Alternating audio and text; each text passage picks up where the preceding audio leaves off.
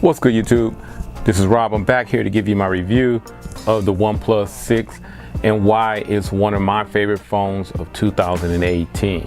Yeah, it's almost big boy season. I've been using this phone for the majority of the summer, and it's time for me to give you my review and my final assessment before we start going into Note, iPhone, and Pixel season.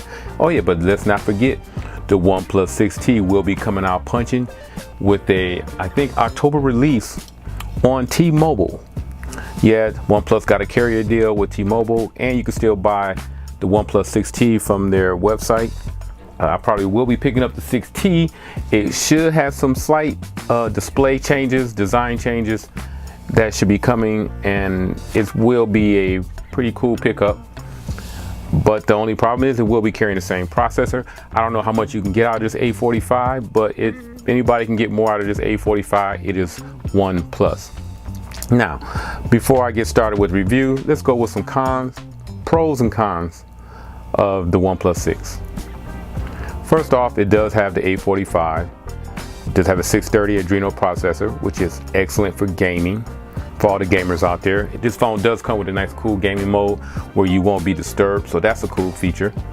Another thing, the build of this phone, even though I do have it wrapped in a dbrand skin to protect my investment, this phone is a very beautiful phone. It does come in the sweet red, the mirror black, and that midnight black. I forgot the actual name they refer to it as, but it's a nice body, nice build. I like the wideness of this phone. This is probably one of my favorite phones, next to, let's say, like the iPhone 8 Plus, which is a pretty wide phone, very comfortable. A lot of people prefer those candy bar phones with a very slim design. Myself, I prefer a phone that has a little bit more width to it.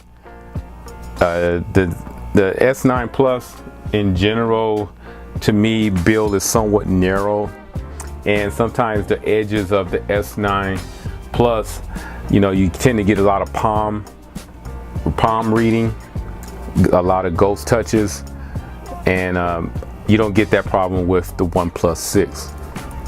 Another con about this phone is the display. Even though it is a 1080, it is a 6.2H Full HD AMOLED display with a 19:9 aspect ratio, which in turn helps hide the notch. So the notch is not as dominant on this phone as you may see in some of the coming phones that's coming out, similar to that of the Pixel.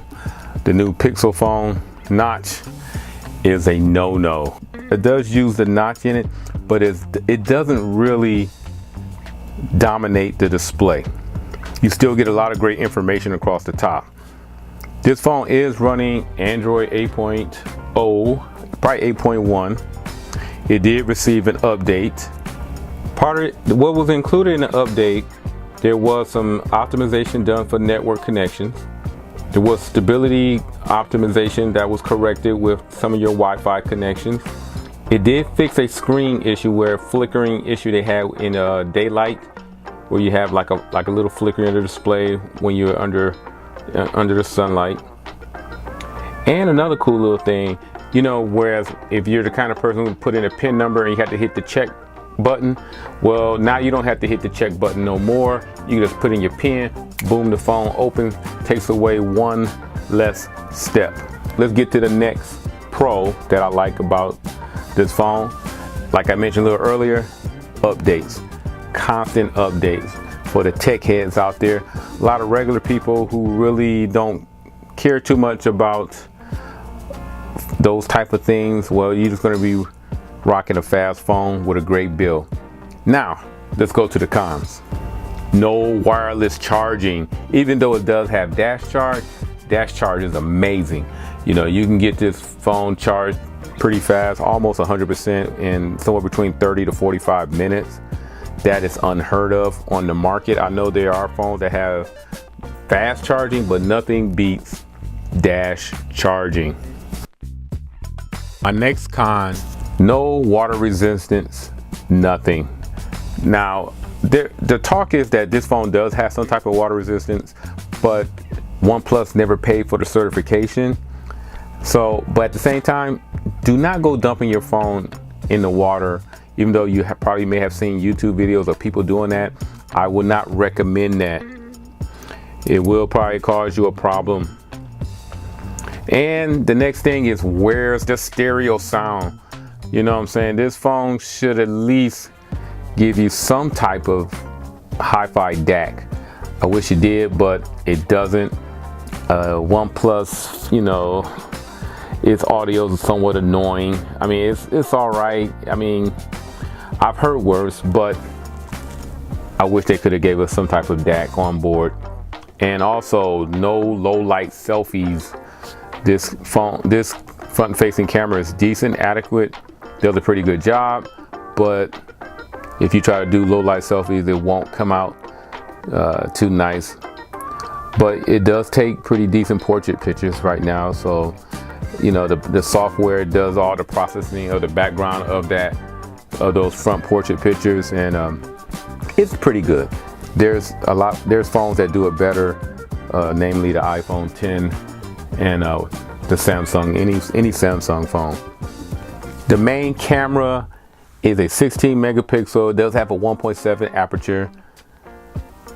Also, it does the other lens behind it does offer a 20 megapixel, and it does have a I think it's also a 1.7 aperture rating on that one.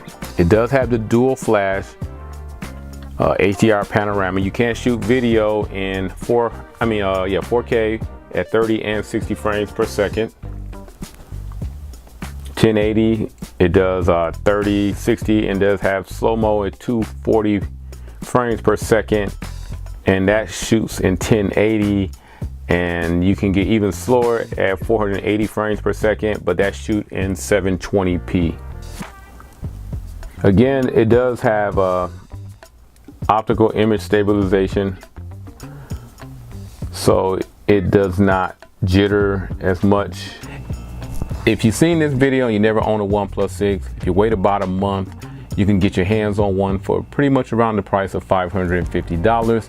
And I guarantee you, if you get this phone, you would not be disappointed. You get great choices for internal storage. You get the 64 and the 128 gigabyte. And I'm not sure, is it a 256 out there? I remember it was a 250. I think it is a 256 gigabyte variant out there. Yeah, it is. Wow. Anyhow, this phone, it does still have the headphone jack, which is cool. Fingerprint sensor on this phone is a beast. Fast. It does have front-facing unlock. It's probably one of the fastest ones out there, but I don't know how secure it is. So take that with a grain of salt. Yeah, you may have an ultra-fast front-facing sensor, but the security, who knows? And I don't know if you can trick it with a picture. I never really tested that out, but if anybody ever have done that, hey, let me know. Leave that down below. In conclusion though, the OnePlus 6, if you want to get that, I don't know if you want to wait another month and get the 6T. I'm quite sure a lot of the pictures and actual spy pictures that usually leak out around this time of what the OnePlus 6T would be like, wait then. But if you already have the OnePlus 6, or you can't wait and you want to pick this phone up, you can get it from OnePlus's website. But again, this phone is a excellent phone. I can highly recommend this phone. It's probably one of my phones as of today, of the filming of this video. It's probably in my top 3, with Samsung 9 Plus edging it out. But you guys let me know down below, do you think a phone with a 1080p panel, well, AMOLED panel, can be considered phone of the year material? Does everything that this phone do outshines it enough to make you kind of give it still a break and allow you to put it in your top phones of the year? It's in my top 2 or 3. I'm going to go over here and assess a lot of the phones that I do have, and I'm going to try to come to a more clutch decision on what I think can be phone of the year. Again, if you haven't gotten this phone, get it. If you want to wait for the 6T, by all means wait. These phone hold its value. That's another thing about OnePlus 6, holds its value. But again, if you like this video, give it a thumbs up. Subscribe to my channel. I really appreciate you guys supporting me and my small channel. It's a really great feeling when you got people out there who likes what you're doing, and I appreciate you guys. So again, thumbs up the video, subscribe, share it, and I'll catch everybody in the next video. I'm out.